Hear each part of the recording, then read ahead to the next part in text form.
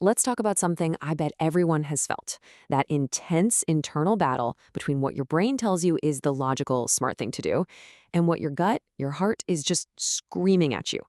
Today, we're diving deep into what's called the resonance gap. I mean, you know exactly what I'm talking about, right? Where you've got the spreadsheet out, you've made the pro-con list, and the logic is just crystal clear, but something deep inside just feels wrong. Or the flip side, you have this huge emotional pull towards something that on paper makes absolutely zero sense. That's the tug of war we're going to unpack. Okay, so to really figure out what's going on in that tug of war, we've got to properly meet the two teams pulling on the rope. You got it, the head and the heart. So on one side, you have your intellectual logic, that's your inner analyst, and on the other side, you've got your emotional intelligence, that's your inner guide. Now here's the thing, they operate in completely different ways, and that's not a bug, it's a feature. It's totally by design. First, let's look at the logical mind. Think of this as your inner CEO. It's the part of you that loves data, that wants facts and evidence. It builds a case, brick by brick, in a straight line. It's all about the what. What are the facts? What's the objective truth here? It wants things to be clear, clean, and rational. And then you've got the emotional heart. This is less like a CEO and more like an ambassador. It's not looking at raw data, it's reading the energy in a room. It's sensing unspoken feelings. It's understanding the bigger picture. It's constantly asking why. Why does this matter so much? Why do I feel this pull? And its currency isn't facts, it's connection and empathy. So you've got these two incredibly powerful systems running inside you all the time. The real problem pops up when they're not talking to each other. When that line of communication goes down, we fall into what's known as the resonance gap. And that disconnect? That's the resonance gap. It's that awful, frustrating space between a logical conclusion and what you feel in your bones.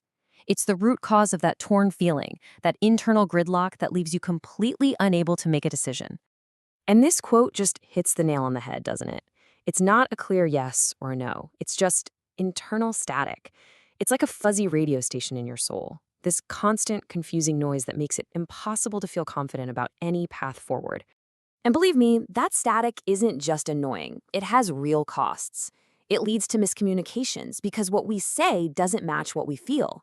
It can make us feel like frauds, like we're not being our authentic selves.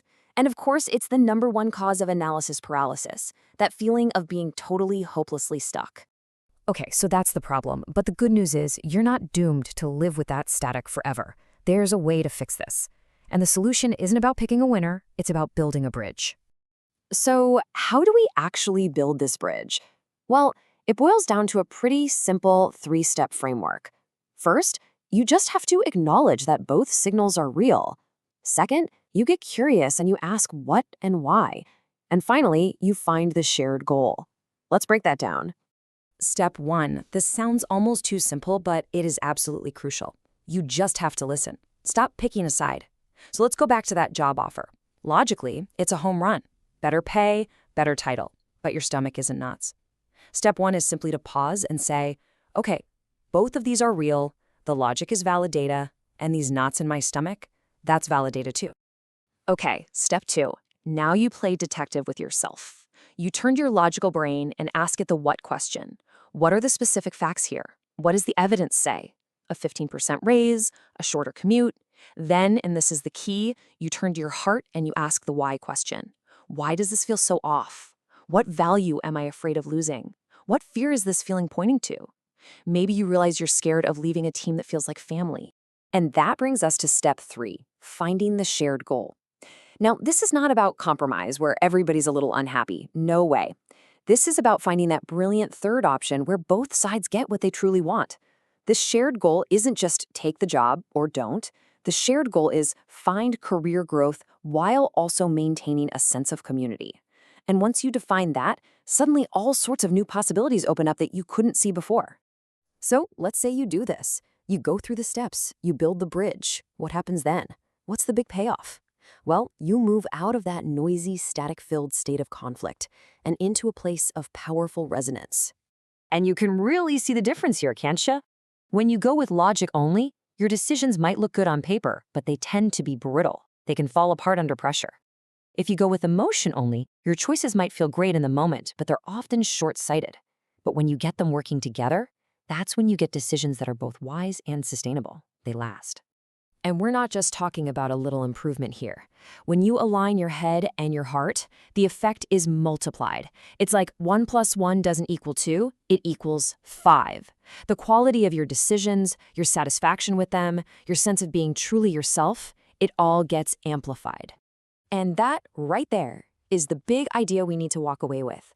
This whole thing was never about a battle. It was never about your head conquering your heart or your heart overrolling your head. The goal is to get them to work together, to form a powerful partnership where each side brings its unique genius to the table. So I'll leave you with a question to chew on. Think about your life right now. What's one area, one big decision, one important conversation that needs both your head and your heart to show up? Where do you need to stop the tug of war and start building that bridge?